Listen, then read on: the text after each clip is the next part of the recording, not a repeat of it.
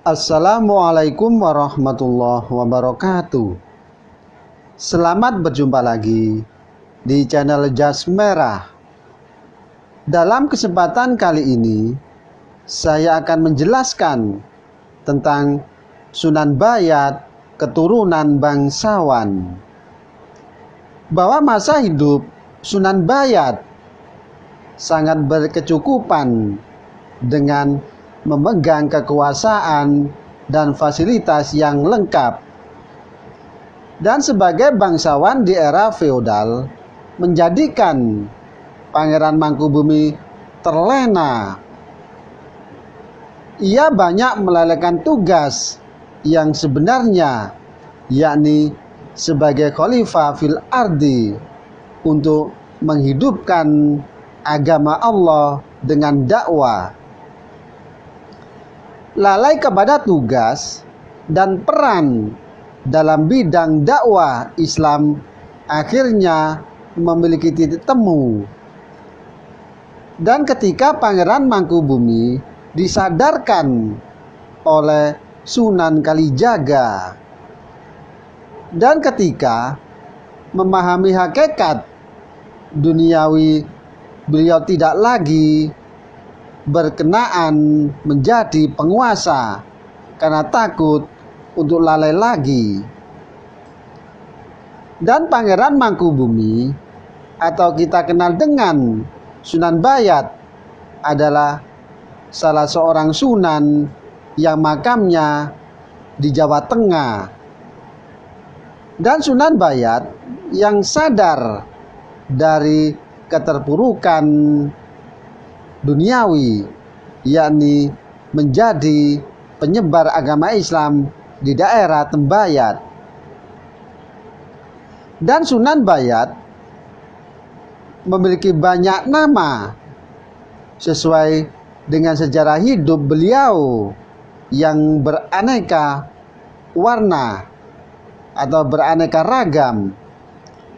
Dan nama asli Sunan Bayat adalah Sayyid Maulana Muhammad Hidayatullah, dan memiliki julukan sekurangnya 4 macam, yakni Pangeran Mangkubumi, Sunan Tembayat, dan Wahyu Hidayat, serta Sunan Pandanarang II. Dan ayah beliau, Sunan Pandanarang I, atau yang dikenal dengan Sayyid Abdul Qadir, putra dari Syekh Maulana Ishaq, yakni Pasai. Oleh karenanya, ayah Sunan Bayat adalah saudara seayah dengan Sunan Giri. Dan ibunda beliau adalah seorang dari kerajaan Pasai, yakni bernama Syarifah Pasai Asmas Khan. Dan ayah beliau diangkat oleh kerajaan Demak sebagai penguasa kota Semarang yang pertama kali. Dan kemudian Pangeran Maulana Hidayatullah menggantikan posisinya sebagai penguasa kota Semarang.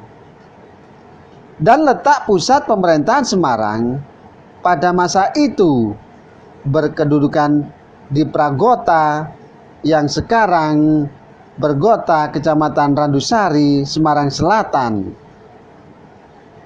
Dan Pangeran Maulana Muhammad Hidayat atau Sunan Bayat menggantikan ayahnya dengan gelar Sunan Pandanarang II.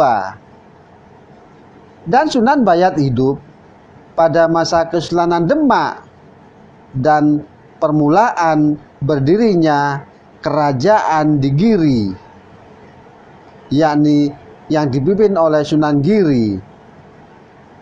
Awal naik kekuasaan sebagai Bupati Semarang dijalani Sunan Bayat dengan penuh tanggung jawab.